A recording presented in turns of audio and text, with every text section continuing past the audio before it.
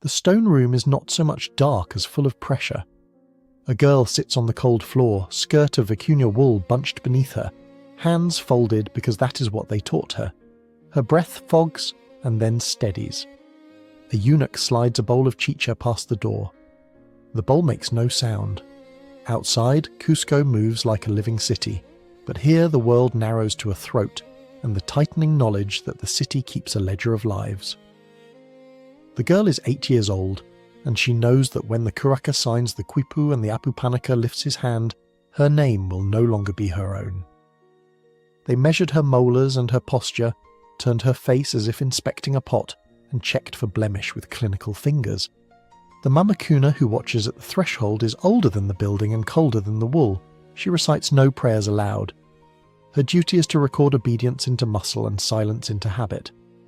The girl thinks of home, of a mother who will be rewarded for her compliance with a sack of maize, and the thought curves into guilt and then into the hollow place where a childhood used to be. If you enjoy these dark histories, leave a like and subscribe. Comment below where you're listening from. I'm genuinely curious to know where these stories reach. The selection is described by Pedro Chiesa de Leon and later by Garcilaso de la Vega, with procedural restraint, but here it is immediate: hands, touch, judgment. Pachacuti, the conqueror who rebuilt Cusco and reshaped the state in the mid-15th century, created institutions that turned beauty into tribute. The Aclawasi appears as policy in the same breath as the Mita and the Mitma, a mechanism as administrative as it is theological. Curacas from the provinces send daughters, and the empire takes what it wants. The Apupanaka are not mythical. They are functionaries, mobile judges who travel on the royal roads to assess who will be incorporated into the imperial body. The girl learns a new language of posture and chant. She learns the names of the fabrics she will never choose, and the geometry of the tapestry patterns that will mark noble cloth. To the Mamakuna she is raw material. To the chroniclers she is a symbol. To herself she remains a girl who counts the days by the number of prayers she endures and the distance her thoughts travel back to a valley she may never see again. In the courtyard of the Aclahuasi, faces catalogued by clerks, one day becomes indistinguishable from another. The girls are taught to speak with the vocabulary of the state, pronouncing the Quechua of Cusco rather than the dialect of their Ilu. They are given new names or titles that mean nothing to their mothers. They are divided into ranks. The Payas and the Guairuros are given labour. They will wash, cook, weave for local officials, and sometimes be assigned as concubines to lower nobility. The white Aklas, the Uraka colour, are retained for higher functions, to be woven into state diplomacy, ritual, and the technocratic machinery of power. The Akalas become, paradoxically, the most visible and the most invisible. They appear at feasts. They produce the finest Quipus-patterned Kumbi cloth reserved for the Sapa Inca, and their bodies are kept as vessels of state sanctity. Papal analogies in later writing are wrong, but the effect is similar: a bureaucracy that sanctifies service and consecrates loss. Mothers in remote highland villages learn to keep a silence that looks like acceptance, because resistance risks collective punishment.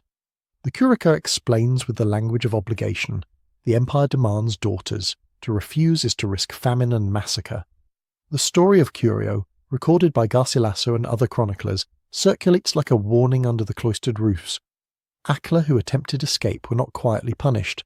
They were made public monuments to obedience. The account of a woman placed in a pit and slowly covered with earth until she suffocated is one of many punitive tales intended to translate the abstract law into an immediate terror. These punishments fulfill a double function. They deter insubordination and they demonstrate the reach of the Sapa Inca, who demanded not only harvest and labour, but bodies in ceremonial servitude. The chronicles use language that bridges legalism and theology. The chosen are said to serve the sun, and the sun is also the symbol of imperial claim. The Akela becomes a unit of tribute, and the language of tribute aims to obscure the human cost. To understand this as merely religious devotion is to miss the bureaucratic heart of the mechanism. It is a state policy that requires compliance and forced through ritualized violence. Pachacuti's reforms after 1438 are well documented. He expanded the road network, reorganized the provinces, and made Cusco into a court where diplomacy and surveillance were daily routines. But power needs instruments that touch the body, not only the land. The Acelahuasi system answers that need. It standardizes the collection of the best children, transforms them into apprenticeship centers for ceremonial labor and skilled textile production, and keeps the political elite supplied with symbolic brides and ritual gifts. A girl taken from a village near the Vilcanota may have become an Akalla, not for her lineage but for the symmetry of her face, for a lack of pockmarks on her skin, for a carriage of the head that suggested descent and health. The system feeds itself with selection and reward, with the Kurika balancing local compliance against imperial violence.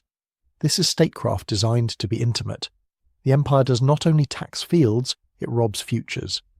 In the Akilahuasi, the education is exhaustive. The Mamakusas teach textile patterns known as tokapu, songs to the sun, protocols for the palace, and strict sexual discipline. The presence of eunuchs is not a myth. Garcilaso writes of male attendants who acted as guardians. The Akilas are secluded, with little or no contact with men. The ritualized purity the state demands is monitored and policed. This life is regimented and often luxurious in material, but it is slavery in its fundamental terms. Personal agency is suppressed in favor of a narrative where the girl becomes an object of piety. The resulting contradiction is simple. The most venerated are often the least free. There is also a calculus of value. An ACLA might be sent as a diplomatic gift to secure alliances or distributed among provincial elites to bind their loyalty to the Sapa Inca. Her fate is a ledger entry in an economy of power. When the empire seeks divine favor, it reaches beyond diplomacy into sacrifice. The Capacocha is the most formalized example. Archaeology has corroborated what the chroniclers sketched. Children and adolescents placed on high peaks, decorated and entombed. Johann Reinhard and others located some of these corpses in the late 20th century on summits above 6,000 meters. The Lulilaco children and the maiden on Amperto are tangible proof. These finds show clothing woven with imperial techniques, ritual bundles, and offerings arranged with deliberation. The cold, preserved flesh, the braided hair, the textiles, and the artifacts speak in forensic detail about a ceremony that combined sacrifice, state theatre, and belief. The girls were not anonymous. They were selected, prepared, and honoured according to a ritual script. But honour in this context is inseparable from annihilation. Scientific analyses have given us a chronology of preparation. Isotopic studies and hair chemistry reveal dietary changes, consumption of maize and llama meat, and in later phases, higher intake of coca and chicha, substances that sedated and steadied. The process of Capacocha, as reconstructed by researchers such as Constanza Cerruti and others working on the Alulailaco finds, appears deliberate and technical rather than chaotic. The state invested resources to make its offerings persuasive to the gods. The ceremonial ascent, the funerary goods, the careful placement in ritual caverns or mountain shrines, all confirm that this was a sacrificial system conducted by priests and officials working with the logistical precision of the imperial state. The mechanics of a high-altitude burial are brutal in their efficiency. The child, dressed in finery and looped with ritual tokens, is carried in a procession accompanied by nobles and attendants.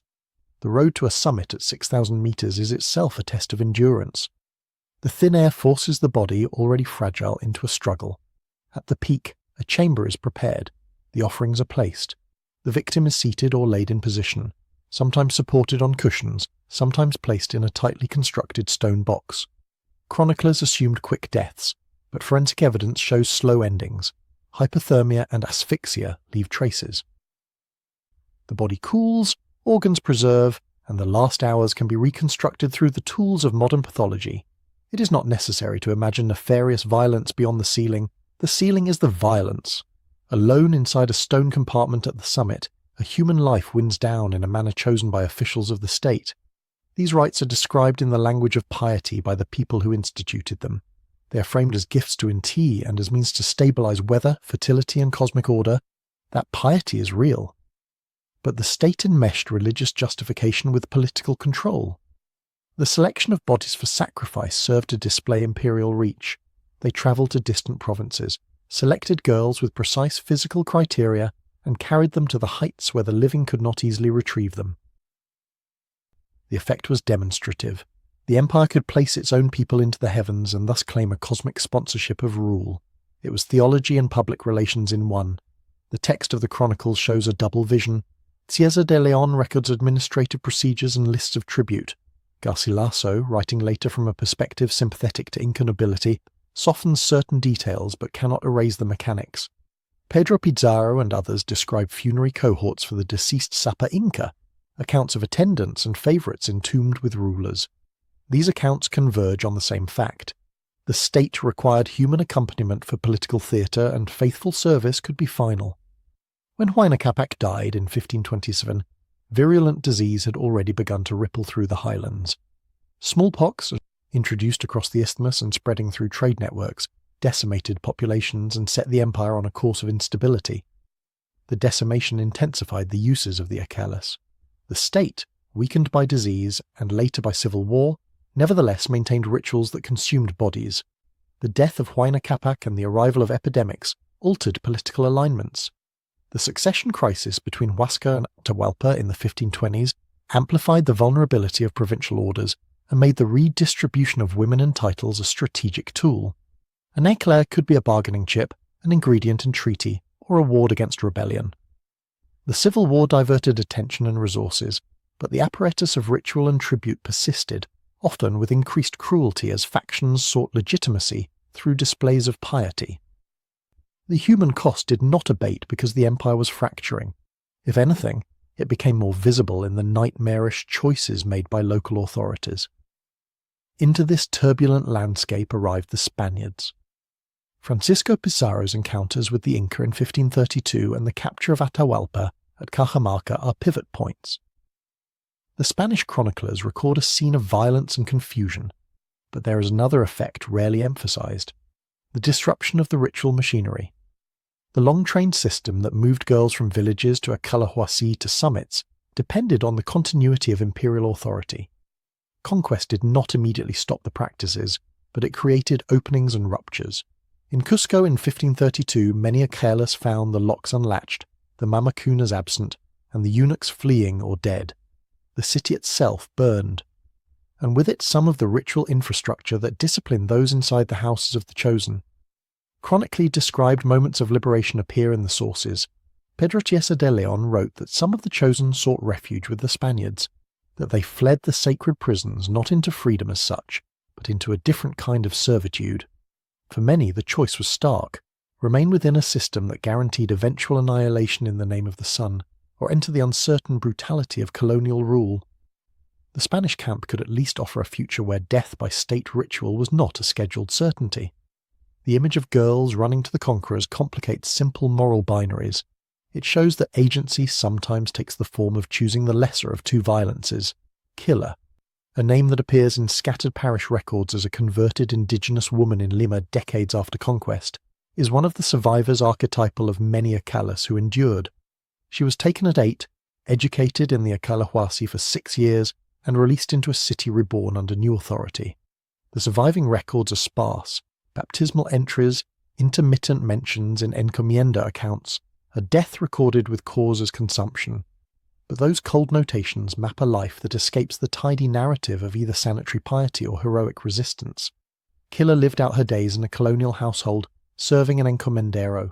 She traded ceremonial garments for hard labour, but gained something crucial no imperial theology could give: time. Time to age, to build a domestic routine, to witness the slow, lethal advance of Eurasian diseases that would take her at 29.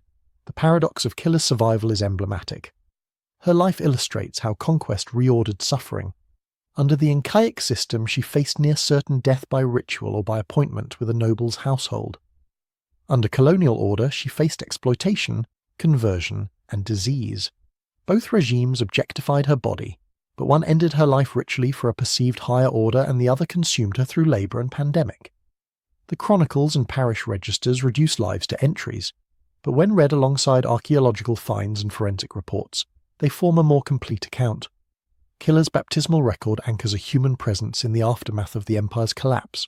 Archaeologists like Johann Reinhard, Miguel Zarate, Constanza Cerruti, and others found the dead and then let the dead speak through material truth. The Lula Ilaco children, found high on the Argentine-Chilean border, wore garments with imperial motifs, carried offerings, and were arranged in ways that matched ritual descriptions in the chronicles. Radiocarbon dates place some of these burials in the 15th and early 16th centuries, aligning them with an era when the kappa kosher was an established practice. The material evidence does not sanctify the acts, it documents them. The bodies preserved by cold give forensic scientists the ability to examine diet, disease, and last moments with a precision impossible for other ancient cultures. Hair chemistry indicates the intensification of maize, llama meat, coca, and chicha in the months before death. That intensification is a logistical signature. The empire prepared valuable offerings deliberately. The technical competence of the ritual is sobering. The offerings included miniature figurines, finely woven textiles, and the careful placement of food. None of this comforts the modern observer. It confirms that the state invested resources in sacrifice. The political calculus was stark. These offerings placated the cosmol and displayed imperial power simultaneously. The ritualized killing of children at the summits was not the act of madmen, but of a government that chose to use its people as symbolic currency. That truth is an ethical challenge to historians. We must describe the rituals with clinical clarity and not allow reverence to obscure the violence. The burial of women with dead rulers is another practice that has left traces. Chroniclers recorded mass interments and attendants killed at the funerary rites of nobles and emperors. Spanish accounts of the late 15th and early 16th centuries report mass sacrifices associated with royal funerals. When Huáscar and Atahualpa fought for succession, the stakes included who could claim the most legitimate rights, the most convincingly sacred lineage. The female attendants who accompanied a deceased ruler into the tomb were not anonymous. Sometimes osteological evidence from tombs indicates positions inconsistent with a peaceful, meditative death. Scratches and displaced bones suggest panic and struggle. These traces rewrite the rhetoric of willing sacrifice into a more complex reality, where some died resisting. The line between voluntary ritual and forced consumption is thin and ethically charged. Chroniclers like Bernabé Cobo and Pedro Pizarro observed funerary practice with horror and curiosity. Their descriptions were filtered by Christian categories that alternately demonized and sensationalized the acts. Archaeology resists those filters by turning to bodies and textiles, to strontium isotopes, and to the architecture of tombs. Evidence shows that some victims were groomed from childhood, others took part in ritual knowing its finality, and some appear to have been bound or positioned in ways that indicate duress. The state designed ceremonies to produce awe and compliance, but that design did not eliminate the possibility of coercion within the ritual. Consider the quipu as bureaucratic evidence. Knotted cords, recorded by Spanish observers, tracked tribute obligations and personnel. The quipu makes visible a system in which human lives could be quantified and transferred like maize sacks. To be selected for the Acalahuasi could be written into an accounting that balanced provincial obligations against imperial need. That is the chilling administrative logic. The cleric and the priest share a ledger. The curaca negotiates terms for his people, while knowing that a single miscalculation will bring punitive response. The state is efficient in its selection and remorseless in its implementation. The politics of tribute included women as explicit entries. A man who hid a daughter to avoid sending her as tribute faced severe penalties, sometimes the death of his family.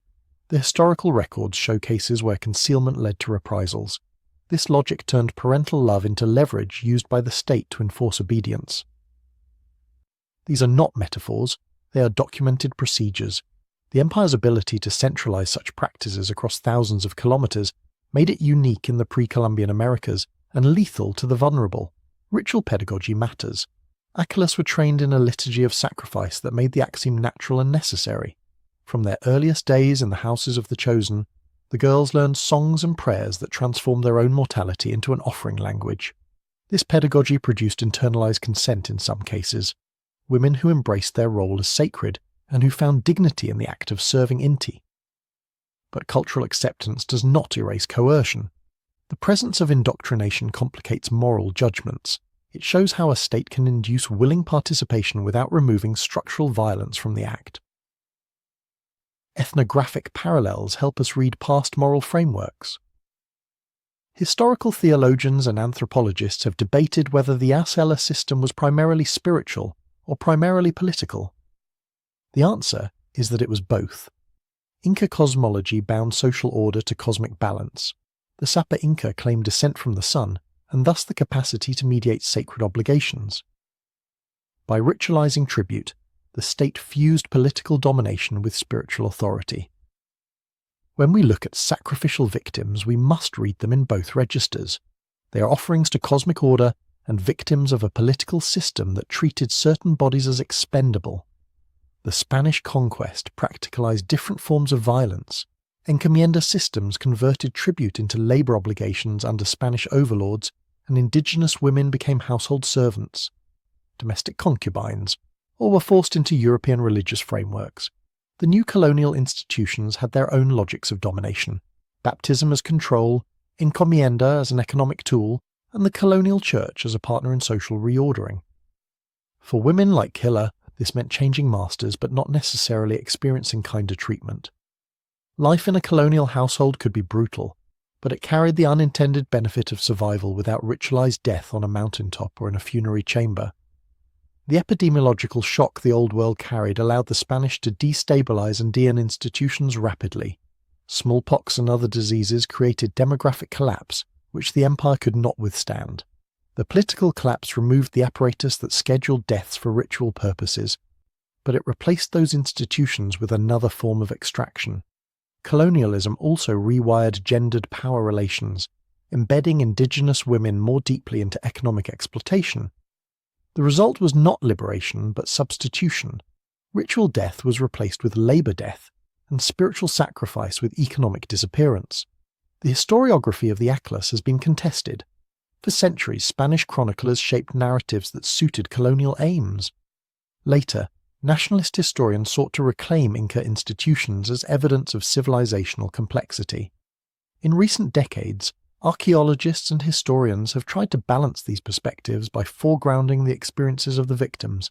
Excavations, forensic pathology, and isotope chemistry return agency to the dead by telling us how they lived and died.